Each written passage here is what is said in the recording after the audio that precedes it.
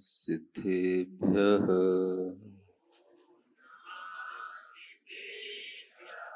ॐ नमः सिद्धेभ्यः।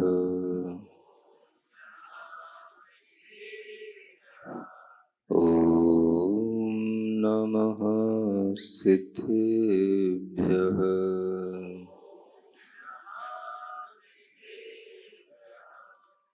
तीन लोक में चार हैं, मंगल शरण व श्रेष्ठ।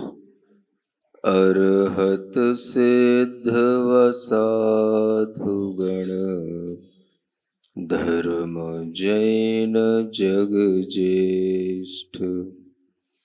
तीर्थंकर जिन देव की, जिन वाणी को ध्याय। सार्वधर्म संक्षेप से, कहूँ चित्त हुलसाय। देवादिदेव आदिम तीर्थंकर श्री ऋषभनाथ भगवान की, वर्तमान शासन नायक श्री वर्धमान महावीर भगवान की, परम पूज्य आचार्य गुरुवर श्री विद्यासागर जी महाराज की। जय बोलिए साक्षात विराजमान मुनिवर श्री प्रणम्य सागर जी महामुनिराज की। आज आप लोगों के लिए नई छेड़ाला के माध्यम से पांचवी ढाल को प्रारंभ करते हैं। आपने नई छेड़ाला का स्वाध्याय किया है, कर भी रहे हैं, और उस नई छेड़ाला के अंदर अलग अलग ढालों में अलग अलग तरह के विषयों की प्ररूपणा है। तो पांचवी ढाल में मुनि धर्म का वर्णन आता है, और उसी वर्णन को प्रारंभ करते हुए एक पहला छंद यहाँ पढ़ते हैं।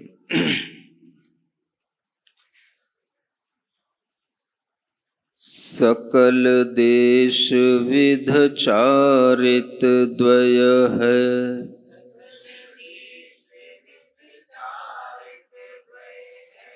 सम्यक ज्ञान सुकार्य।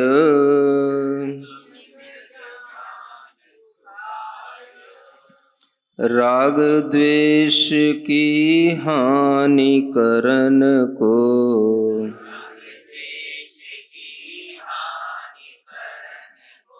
भविजन व्रत सुधार्य।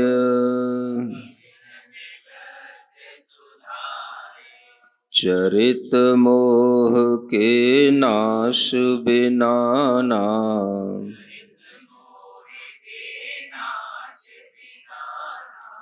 आत्म अनुभव होई।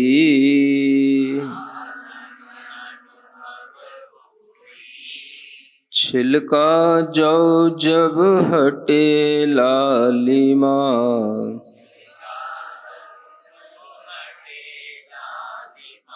घटे शुद्धि तब सोई।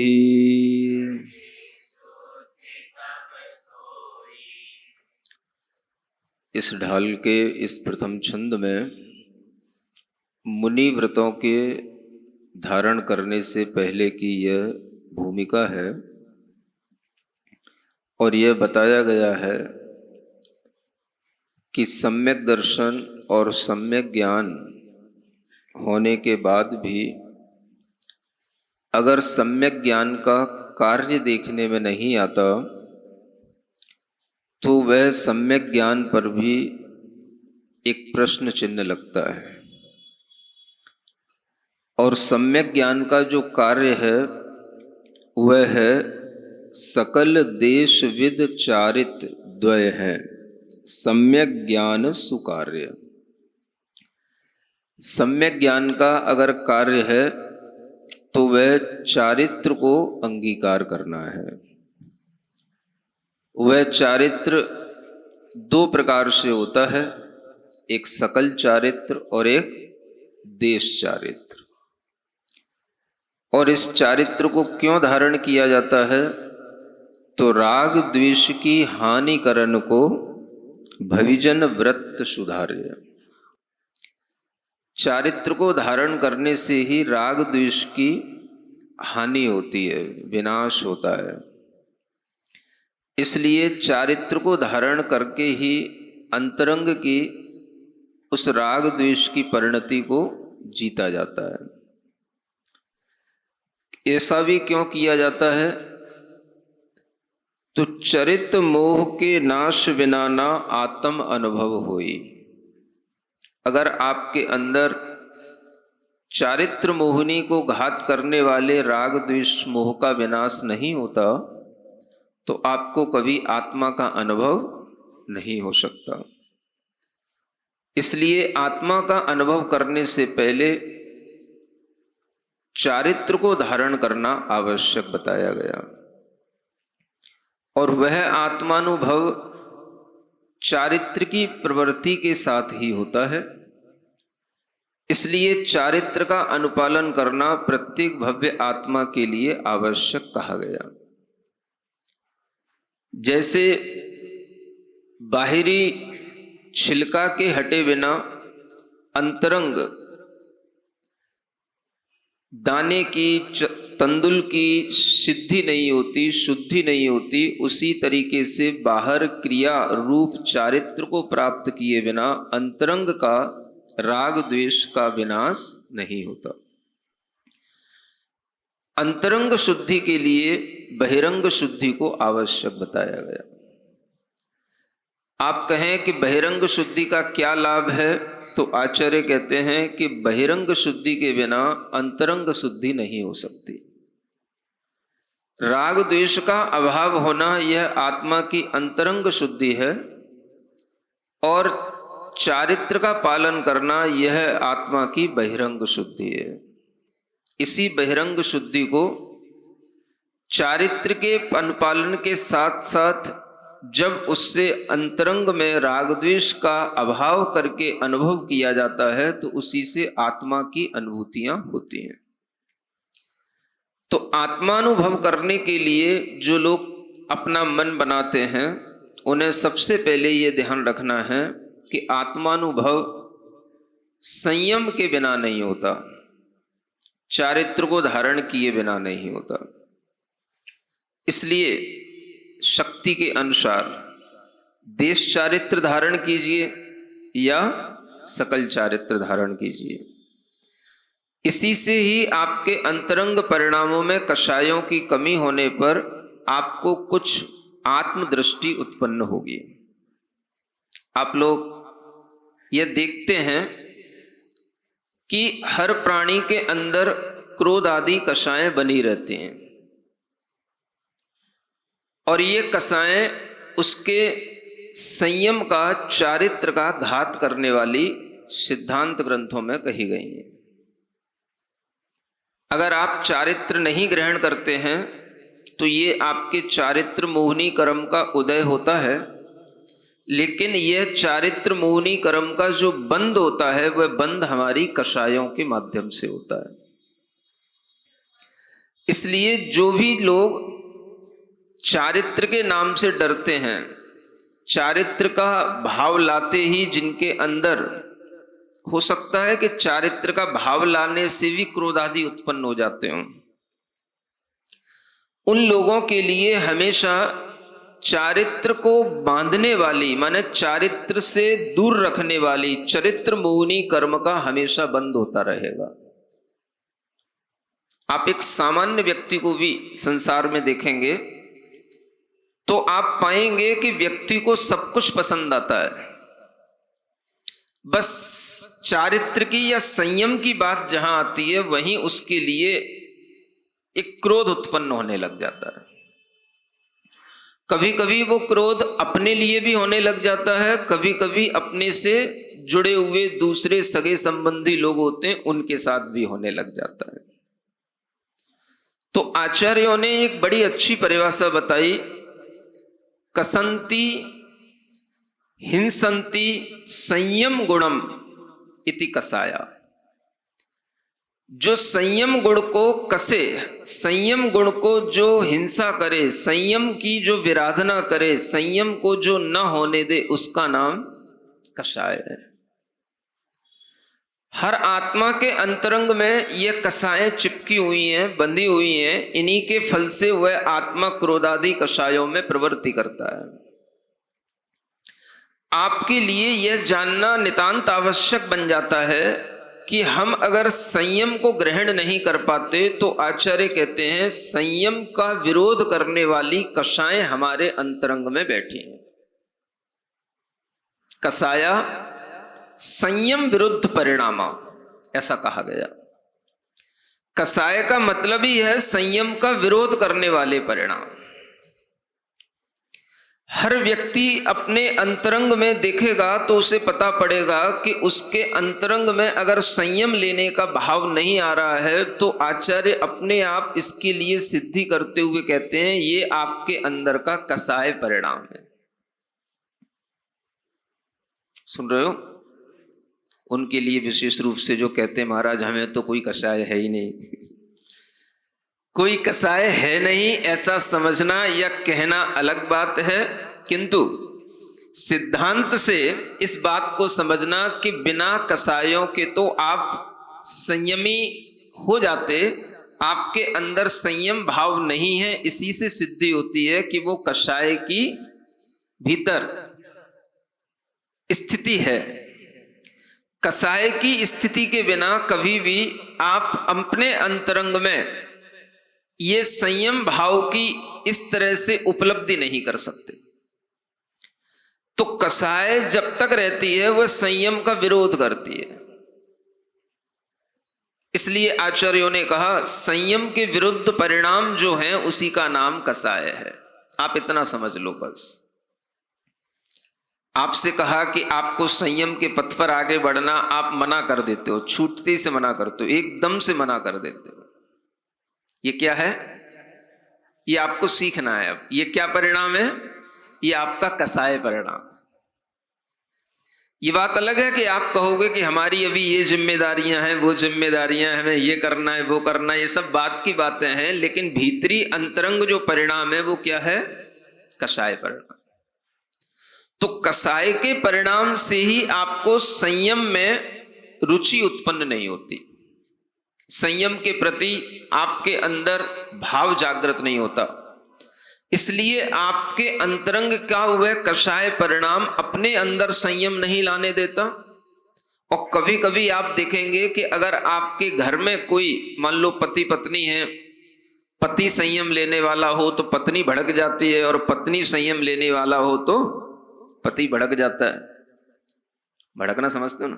हाँ, वो एकदम से क्रोध कसाय से उद्वेलित हो जाता है। कभी कभी बच्चे होते हैं घर में, वो कभी संयम के मार्ग पर बढ़े तो माता पिता दोनों भड़क जाते हैं।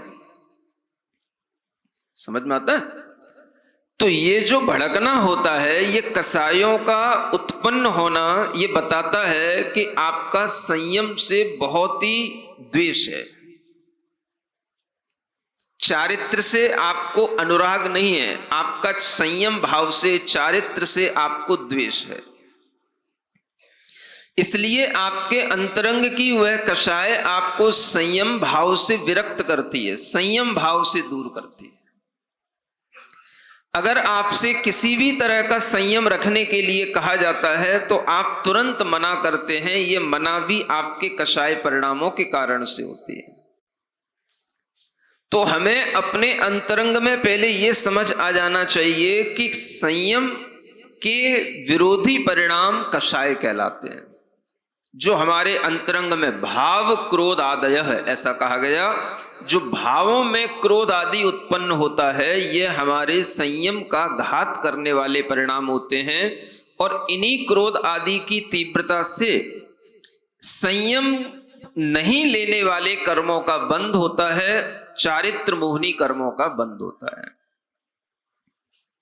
तो जो लोग अपने अंतरंग को शुद्ध करने की अभिलाषा रखते हैं, मुझे अपनी अंतरात्मा को शुद्ध बनाना है, तो उन्हें अपनी अंतर आत्मा को शुद्ध बनाने के लिए अपने कसायों की मंदता के साथ साथ चारित्र धारण करना होता है। तब वह चारित्र उनके उस कसाय भाव का विनाश करने के लिए, उसका क्षय करने के लिए काम में आता है। तो अंतरंग में आपके कषाय भाव जब तक रहेगी तब तक आपको संयम भाव अच्छा नहीं लगेगा, असंयम भाव अच्छा लगेगा। आप देखो आजकल किसका परिणाम ज्यादा दिखाई देता है लोगों में, असंयम भाव का कि संयम भाव का। कितने ही लोग जो अपनी बड़ी उम्र के साथ भी हो गए हैं, लेकिन घरों में रहते हुए भी आज भी उनके लिए संयम भाव के प्रति अभिरुचि नहीं आती। उन्हें कभी अगर कोई संयम की बात सुनाई भी जाए तो उन्हें पसंद नहीं आती। आप देखो लोगों के लिए अगर कहीं पर भी असंयम भाव होगा, ऐसा कोई एंजॉय करने का भाव हो, कोई असंयम भाव के साथ में कोई भी रात में होने वाली पार्टियां हों या कोई भी खाने पीने के ऐसे भाव हों जहां पर हर तरह का असंयम भाव हो, तो वहां पर कितनी भीड़ लगती है, बिना बुलाए भीड़ लगती है, सुनते हो। और जहां पर कोई भी थोड़ा सा संयम भाव होगा तो वहां पर भीड़ की कमी हो जाएगी। यहां तक कि आप इस बात से समझ सकते हैं कि अगर आपके घर में भी कोई प्रोग्राम हो रहा है, आपने अपने बच्चे की शादी विवाह के लिए भी मान लो कोई भोजन आदि किसी के लिए बनाया है और आमंत्रण किया गया है, तो आपके लिए अगर ये पता होगा वहां पर तो आलू मिलेगा नहीं, प्याज मिलेगी नहीं, रात में मिलेगा नहीं, तो अपने आप लोगों की कमी हो जाएगी। सुन रहे हो? आप इससे समझ सकते हो कि लोगों में किस भाव के प्रति इंटरेस्ट ज्यादा रहता है। एक जन सामान्य में देखोगे असंयम भाव में सबकी रुचि रहती है। संयम भाव की रुचि कम क्यों होती है? क्योंकि सबके अंतरंग में कसाएं उछल उछल करके उन पर अपना अधिकार जमाती हैं। तो इसी चीज को हमें सिद्धांत ग्रंथों में इस मनोवैज्ञानिक ढंग से समझाया गया है कि कषायें किसको कहते हैं? संयम का विरोध करने वाले परिणाम ही कषाय कहलाते हैं। जो हमारे अंतरंग में किसी भी तरह का संयम ना आने दें, ना हमारे अंतरंग में किसी भी तरह का जीव रक्षा का भाव आने दें, ना हमें किसी भी तरह से अपनी इंद्रियों को संयमित बनाने का भाव आने दें, ये संयम भाव की जो कमी होती है इसी का नाम कषाय की तीव्रता कहलाती है। जैसे जैसे कषाय की कमी होगी संयम की अभिवृद्धि होगी। तो आज व्यक्ति के अंदर ये चारित्र, ये संयम जो दिखाई नहीं देता, इसी से सिद्ध होता है कि व्यक्ति आज कषायों में डूबा हुआ है। संयम के नाम पर भी उसको कषाय उत्पन्न हो जाती है। कभी अगर आपके घर में कोई संयमी व्यक्ति आ जाए तो उस पर भी आपके लिए इतना स्नेह भाव नहीं आएगा जितना पीने खाने वाला अपना दोस्त आ जाए। समझ में आ रहा है? इसलिए जो लोग पीने खाने की आदत रखते हैं, पीने खाने का मतलब समझ रहे हो ना, खाना पीना नहीं कह रहा हूं, पीना खाना तो समझ रहे हो ना भाषा। हाँ, तो जो लोग पीने खाने की आदत रखते हैं उनके घर में अगर कभी कोई थोड़ा सा भी संयम भाव लेने का बात करे या कोई भी उनके घर में कोई संयमी व्यक्ति आ जाए तो वो उन्हें देखा नहीं सुहाता, गुस्सा आता है। ये आप देखना, ये मनोवैज्ञानिक बात। इसलिए व्यक्ति के अंतरंग की शुद्धि तभी हो सकती है जब वह ये देखे कि मेरी कषायें मुझे कितना पीड़ित कर रही हैं, परेशान कर रही हैं। व्यक्ति ये नहीं देखता कि हम क्या कर रहे हैं, कभी कभी ये तो महसूस करता है कि हमारे मन में शांति नहीं है। आप संयम की बात करें आपसे, आज के बच्चों के लिए जब मैं देखता हूं, कभी उनसे पूछता हूं, तो अच्छे अच्छे कोर्स करने के बाद में वे जॉब जब कर रहे होते हैं तो उनसे जब कभी थोड़ा सा पूछता हूं तो वो अपने आप में संतुष्ट नहीं मिलते। महाराज, मन में अशांति बनी रहती है, सब कुछ है लेकिन फिर भी मन में शांति नहीं है। हमने थोड़ा सा उनको और टटोला, शांति क्यों नहीं है, तो पूछा, क्या पूछा? पीना खाना तो ठीक है ना, खाना पीना ठीक नहीं, ऐसा नहीं पूछना पड़ता। क्या पूछा? पीना खाना, पीना खाना समझते हो ना? नहीं महाराज, वो थोड़ा थोड़ा कभी कभी हो जाता है। क्या हो जाता है? पीना भी हो जाता है और कभी कभी खाना भी हो जाता है। पीने का मतलब कभी कभी पी लेते हैं। तो जब ये कभी कभी वाला भाव आ गया, ये जब आप अगर पीने लग गए, खाने लग गए, तो इसी से आपके भीतर की शांति हमेशा के लिए मिट गई। अगर आप इस पीने खाने की वृत्ति को नहीं छोड़ेंगे तो आपके मन में कभी शांति आ ही नहीं सकती, क्योंकि ये जो पीना खाना है ये तो कषायों की तीव्रता से ही होगा। ये जो असंयम है ये तो कषायों की तीव्रता से ही होगा। जब आप मद्य मांस मधु का भी त्याग नहीं कर पा रहे हैं तो ये आपकी कषाय की बहुत बड़ी तीव्रता हो गई, और इतनी कषाय की तीव्रता रहेगी तो आपके मन के अंदर कभी शांति आ नहीं सकती।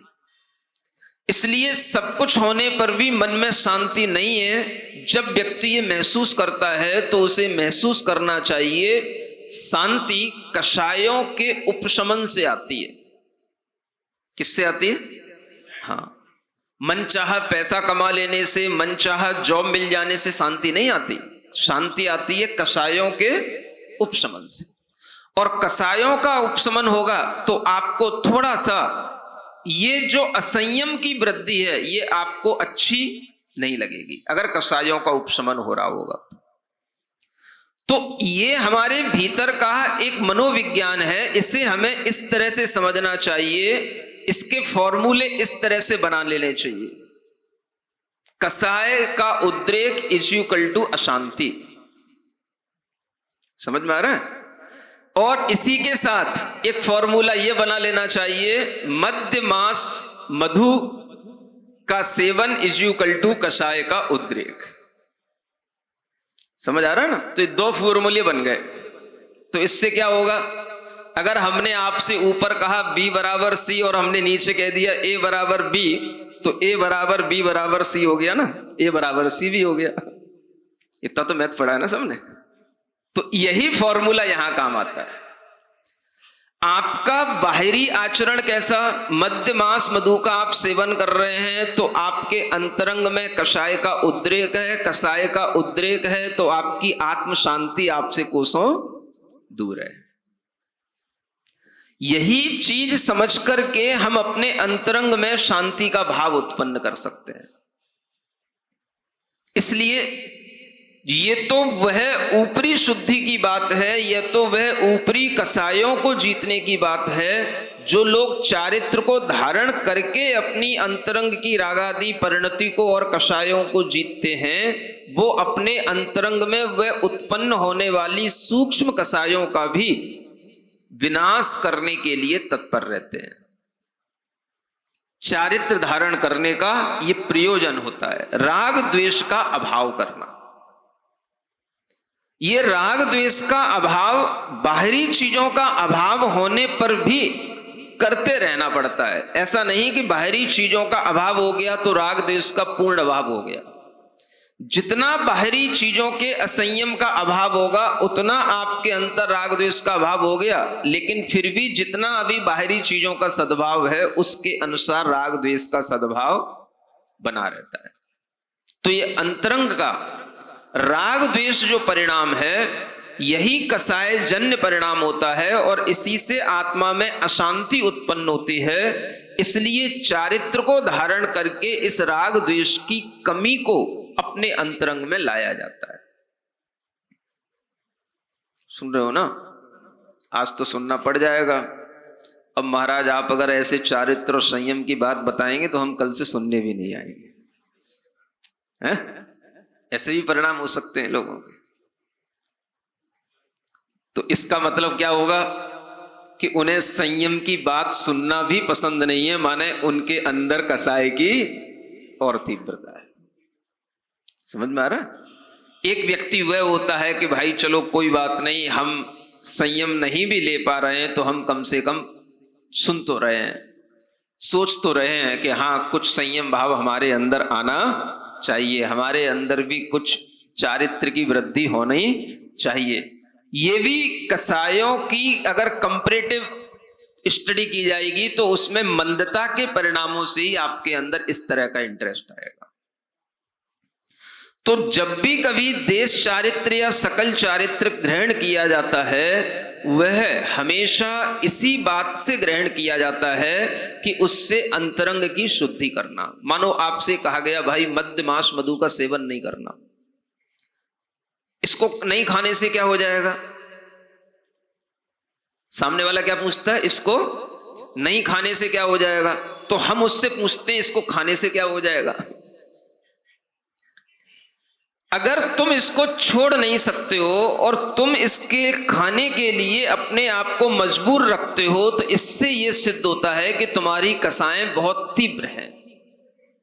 और जिसकी कसाएं मंद होती हैं तो वो सोचता है भाई मद्य क्या पीने की चीज है, और भी अच्छी पीने की चीज है, मांस क्या खाने की चीज है, और भी अच्छी खाने की चीज है, मधु क्या खाने की चीज है, और भी कुछ स्वीट चीजें खाने की हैं। तो वो व्यक्ति अपने अंतरंग में इस तरह का परिणाम ला करके उसको स्वीकार कर लेगा, हाँ मेरा मद्य मांस मधु का त्याग है, मैं त्याग कर लूंगा, मैं इनको छोड़ दूंगा, मैं इनको नहीं खाऊंगा। ये उसके अंतरंग का जो परिणाम बना ये उसकी कसाय की मंदता को बता रहा है और उससे होने वाली जो अशांति है वो भी उसके अंदर अब उत्पन्न नहीं होगी। उसके अंतरंग में कषायों की मंदता होने से एक अलग शांति का भाव आएगा। तो आजकल के लोगों को अगर आप देखो, बच्चों को देखो, पढ़ने वाले बेटे बेटियों को देखो, पढ़ तो रहे हैं, देखने में सब अच्छे सुंदर नजर आ रहे हैं, सब अच्छी ड्रेसें पहन रहे हैं, सब अच्छा एंजॉय कर रहे हैं, लेकिन जब वे सोने जाते हैं तो उन्हें रातों में नींद नहीं आती, मन परेशान रहता है। सुबह उठते हैं तो फिर चिंता से मन फिर घिर जाता है, फिर मन में अशांति आ जाती है। क्यों? कुछ ऐसा भी कर रहे हैं जो उनके मन को अशांत करने वाला है। सुन रहे हो? हाँ, आपके बेटे बेटियों का ही मैं इंटरव्यू लेता रहता हूं। हाँ, और ऐसे बेटे बेटियां मेरे सामने आ जाते हैं जो एक्सेप्ट कर लेते हैं। हाँ, बेटियां भी आजकल एक्सेप्ट करने लगी हैं, हाँ महाराज मैं ड्रिंक कर लेती हूं, मैं स्मोक करती हूं। हाँ, और इसी कारण से जब हम उनसे कहते हैं कि तुम्हारे मन में अशांति है तो फिर उनके मन की वह परिणति एकदम से बदलती नहीं है। हाँ महाराज समझते तो हैं हम थोड़ा सा गलत कर रहे हैं, गलत हो रहा है, लेकिन कभी कभी ऐसा जरूरी हो जाता है, कभी कभी हो ही जाता है। तो ये जो कभी कभी भी हो रहा है ये आपने उसको अपने लिए बरकरार बनाए रखा है कि हम कभी कभी, भले ही वो महीने में भी एक बार हो, लेकिन आपका उसके प्रति जो इंटरेस्ट है वो जब तक पूर्ण रूप से टूटेगा नहीं तब तक आपके मन के अंदर शांति का भाव उत्पन्न होगा नहीं। आप भले ही ड्रिंक महीने में एक बार करते हैं, स्मोक महीने में एक बार करते हैं, लेकिन आप करते हैं, आप गलत चीजों से जुड़े हुए हैं।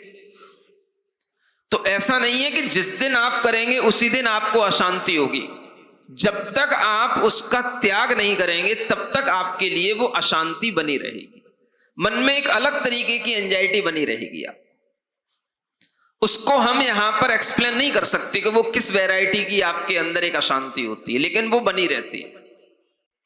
तो जब बुद्धि में ये भाव आ जाता है कि हम शांति के लिए ऐसा कर रहे हैं, अब देखो कितनी उल्टी बुद्धि हो जाती है। भाई थोड़ा सा ड्रिंक कर लेते हैं, ज्यादा नहीं करते, थोड़ा सा स्मोक कर लेते हैं, ज्यादा नहीं करते, क्यों? इससे थोड़ा सा मन में शांति आ जाएगी। सुन रहे हो ना आप लोग? तो आप सोचो ये कितनी उल्टी बात हो गई, जो फॉर्मूला है ही नहीं शांति का, उसको हम फॉर्मूला अपना रहे हैं। तो आज के पढ़े लिखे बच्चे कॉलेजों में पढ़ रहे हैं, बाहर जॉब कर रहे हैं, जिन्हें अलग अलग मीटिंगों में बैठना पड़ता है, अपने अनेक तरह के कंपेनियंस के साथ में रात में किसी भी तरीके की पार्टियां करनी पड़ती हैं, और उन्हें कभी कभी ये सब ड्रिंक स्मोक के एंजॉय भी करने पड़ते हैं। ये अपने मन की शांति को खोने का प्रोग्राम है, ये उनको पता नहीं।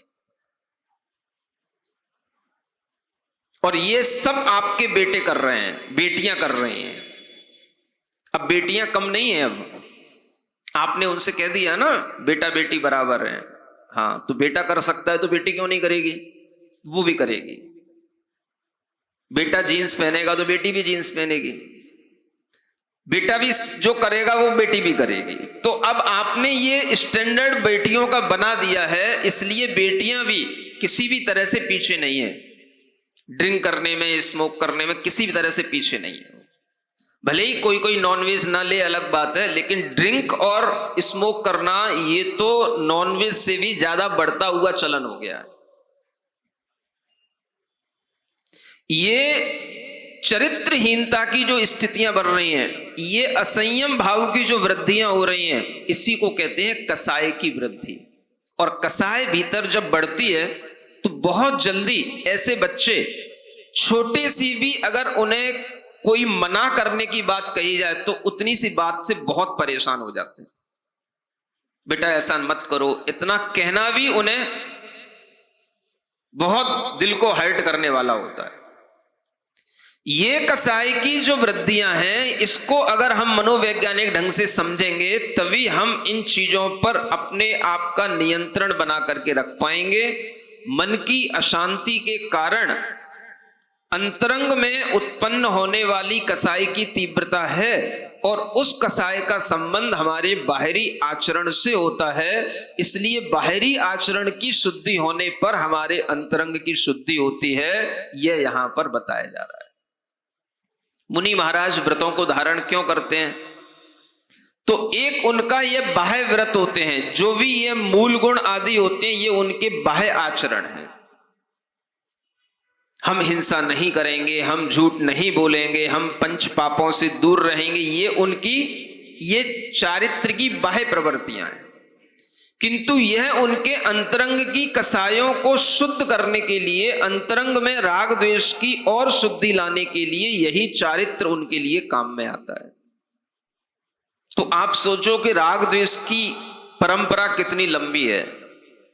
मुनि महाराज के चारित्र को धारण करने के बाद भी मुनि महाराज को अपने राग द्वेष शांत करने पड़ते हैं, अपनी कसायों को जीतते रहना पड़ता है। क्योंकि कसाय तब तक रहेगी जब तक वो पूर्ण रूप से ध्यान मग्न होकर के अपने इस शरीर का मोह भी नहीं छोड़ देंगे, तब तक वो कसाय उनके साथ बनी रहेगी। इसीलिए ध्यान किया जाता है, इसीलिए ध्यान में मग्न हुआ जाता है। तो कसायों की हीनता तभी आती है जब हम बाह्य चारित्र को ग्रहण करते हैं और फिर उस बाह्य चारित्र को ही हथियार बना करके हम उसी से अपनी अंतरंग कसायों को फिर जीतते हैं। समझ में आया ना आपको? तो कसायों की मंदता से चारित्र होगा और फिर चारित्र से फिर कसायों की हानि की जाएगी। ये प्रोसेस करने का नाम है मुनि व्रत धारण करना। इसलिए ये उदाहरण दिया जाता है, अगर ऊपर का छिलका बना रहेगा तो अंतरंग जो चावल है उसके अंदर जो लालिमा होती है वह कभी हट नहीं सकती। तो वह अंतरंग की शुद्धि करने के लिए पहले ऊपर का छिलका हटाना पड़ता है। ऊपर का छिलका हटाए बिना ऐसी कोई मशीन नहीं आती कि वो अंतरंग के चावल की वो लालिमा को दूर कर दे। यही प्रोसेस अंतरंग की लालिमा माने अंतरंग आत्मा में कषायों का अनुसंग, और यह कषायों का अनुसंग जो है वो ऊपर की इस बाह्य वृत्ति की शुद्धता से अंतरंग में शुद्ध होता चला जाता है। तो इस तरह से चारित्र के भी और दो भेद हो जाते हैं जो चारित्र धारण कर लेते हैं, एक बाह्य चारित्र और एक अंतरंग चारित्र, एक बाह्य क्रियाएं और एक अंतरंग क्रियाएं। तो बाह्य क्रियाएं भी अंतरंग क्रियाओं की शुद्धि के लिए होती हैं। कोई भी आप बाहर की क्रिया कर रहे हैं ये आपके अंतरंग की शुद्धि के लिए है। मान लो आप अगर बाहर में अच्छे शुद्ध वस्त्र पहन करके अभिषेक करते हैं या आहार देते हैं तो ये बहिरंग शुद्धि भी आपकी अंतरंग शुद्धि के लिए होती है। आपके परिणाम उतने समय तक और कसायों की मंदता के साथ निर्मल होंगे। समझ आ रहा है? जब आप उसी पर्पज से शुद्ध वस्त्र पहनेंगे, स्नान करेंगे, तो आपके अंतरंग की उससे कुछ कसायों की कमी आएगी। और कभी कभी जब आपके अंतरंग में कसायों की कमी नहीं होती है तो आपके अंदर ये प्रश्न भी उत्पन्न हो जाता है कि महाराज अभिषेक ये धोती दुपट्टा पहन के ही क्यों किया जाता है, अपने शुद्ध कुर्ता पजामा पहन के क्यों नहीं कर लें? समझ में आ रहा है? तो ये भी जो प्रश्न उत्पन्न होते हैं ये भी कहीं ना कहीं हम जो विधि है उसको जो एक्सेप्ट नहीं कर रहे हैं वो हमारी कसायों के कारण से क्वेश्चन क्रिएट करते हैं। तो जब हमारे अंतरंग की शुद्धि इन क्रियाओं से होती है तो ही वह बाहिरंग शुद्धि का महत्व रहता है। बाहर का 16 भीतर की 16 कसायों को शांत करने के लिए होना चाहिए। नहीं समझ में आया? हाँ, तो बाहर के 16 से भीतर 16 कसाएं शांत हो जाती हैं, होनी चाहिए। और 16 तो अपने आप हो जाएंगी, बस ऊपर वाली शांत हो जाए, अंदर वाली सब हो जाएंगी। अनंतानुबंधी शांत होगी तो सब शांत हो जाएंगी। तो जितनी भी कसायों का उद्रेक है ये सब असंयम भाव के साथ बढ़ता है, और जैसे जैसे संयम की हम स्थिति में आते हैं हमारी कषाएं अपने आप मंद होती हैं, उन पर हमारा नियंत्रण होता है। यह विचार करके ही हमें संयम को धारण करना चाहिए। समझ में आ रहा है ना? हाँ। तो ये संयम, सकल संयम की यहां पर मुख्य रूप से भूमिका है। सकल संयम मुनि महाराज के पास होता है, इसलिए मुनि महाराज हमेशा इस तरह के चारित्र को धारण करके अपने अंतरंग की शुद्धि करते हैं। यानी जो भी बहिरंग त्याग होता है वह भी अंतरंग की शुद्धि के लिए होता है। लेकिन वो त्याग कैसा होना चाहिए? निरपेक्ष त्याग होना चाहिए।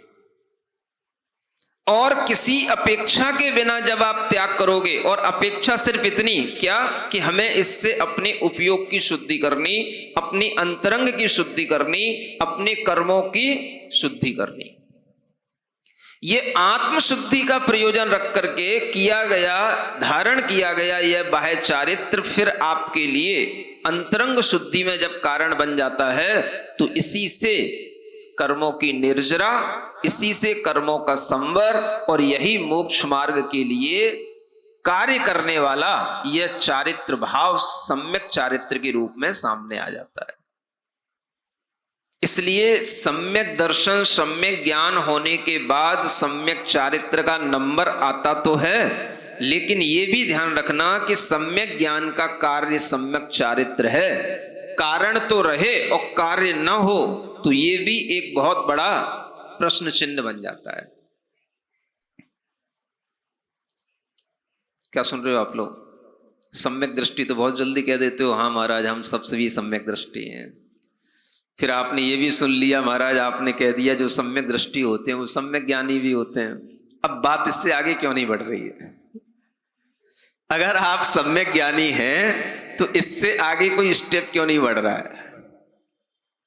तो वो स्टेप बढ़ाना ही इस कारण का कार्य के रूप में प्रतिफलित होना है। और यही चीज जब हमारे ध्यान में रहती है तो हमारे मन में हमेशा सम्यक चारित्र की प्राप्ति की एक भावना बनी रहती है। तो यही सम्यक चारित्र जो होता है यह कर्म निर्जरा का कारण बनता है, इसी से मोक्ष मार्ग बनता है। इसलिए सकल व्रतों को धारण करना ही महाव्रतों को धारण करना कहलाता है, और यह महाव्रतों को धारण करना ही मुनि व्रत धारण करना कहलाता है। तो यह मुनि व्रतों का प्रकरण आप लोगों को समझाया या सुनाया इसलिए जा रहा है कि आपको भी ये ध्यान रहे कि हम जिस निर्ग्रंथ दिगंबर परंपरा में जन्म लिए हैं वह इन मुनि व्रतों के मुख्यता से ही आगे बढ़ने वाली परंपरा है। इन्हीं मुनि व्रतों के माध्यम से आगे बढ़ने वाला यह धर्म का भाव है। समझ में आता है? हाँ, इसलिए व्रतों के प्रति और व्रतियों के प्रति आदर उत्पन्न करते रहोगे तो भी आपके अंदर कभी ना कभी चारित्र भाव लेने का साहस या मौका आ जाएगा। क्या सुना? आदर रखो पहले। किसके प्रति? व्रतों के प्रति और व्रतियों के प्रति। व्रतियों के इसीलिए अगर आपके अंदर आदर भावना बनी रहेगी व्रतियों के प्रति तो आप कभी ना कभी उस चारित्र को ग्रहण करने की भी अपने अंदर क्षमता ले आएंगे। आप देखेंगे ज्यादातर ऐसे भी बहुत सारे लोग होते हैं जो किसी ना किसी रूप में व्रतियों के संपर्क में रहते हैं, तो वह कभी ना कभी अपने व्रतों की वृद्धि करते चले जाते हैं और वो भी व्रती बन जाते हैं। लेकिन वो होगा तब जब आपका व्रत और व्रतियों के प्रति आदर होगा। अगर आप उनका ही निरादर करेंगे तो फिर आपके अंदर कभी भी संयम भाव की प्राप्ति नहीं हो सकेगी। तो आप लोग कम से कम आज के इस भाव से इतना ही अपने अंदर सीख लें कि हम कभी भी व्रतों का और व्रतियों का निरादर नहीं करेंगे। कभी भी कोई भी व्रतों की बात आएगी तो हम समझेंगे, लेकिन एकदम से हम मना नहीं करेंगे। अगर कोई भी व्रतियों का हमें कभी भी लाभ मिलेगा, संयोग मिलेगा, तो हम उनके कभी भी अनादर की दृष्टि से नहीं देखेंगे। इतना भी अगर हम अपने मन में एक प्रैक्टिकली भाव करते रहते हैं तो ये भाव भी हमारे लिए कभी ना कभी एक चारित्र की प्राप्ति में कारण बनकर के सामने आ सकता है। और इस भाव की अगर प्राप्ति रहेगी तो आपको भी कभी ना कभी सकल या देश संयम की प्राप्ति अवश्य हो सकेगी। ठीक है ना? समझ में आ गया? तो क्या सीखा? हम कम से कम, हाँ, कोई व्रती बनता है घर में तो भड़केंगे नहीं।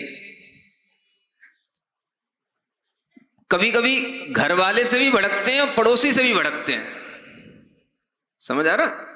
अगर कोई व्रती बन गया तो हम उसकी कई बार कमेंट्स करते हैं, कई तरह से उसकी क्रिटिसाइज भी करते हैं।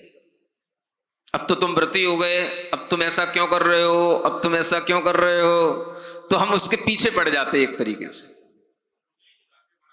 हैं? इसीलिए निकालते हैं ताकि हमारे अंदर कभी भी व्रतों की प्राप्ति ना हो पाए।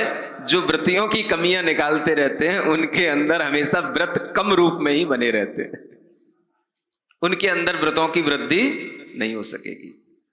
तो ये एक मनोभाव अपना पहले बनना चाहिए, उसके बाद में हमारे लिए इस तरह से मोक्ष मार्ग पर बढ़ने की एक इच्छा उत्पन्न होती है। यही बात समझ करके आप सभी को व्रत और व्रतियों के प्रति हमेशा आदर भाव बनाए रखना है। ओम अरहम ओम अरहम ओम अरहम बोल। ओम अरहम ओम अरहम ओम अरहम बोल। सभी कार्य की सिद्धि से तो पहले इसको बोल। सभी कार्य की सिद्धि से तू पहले इसको बोल। ओम अर्हं नमः, ओम अर्हं नमः, ओम अर्हं नमः, ओम। बोलिए महावीर भगवान की जय।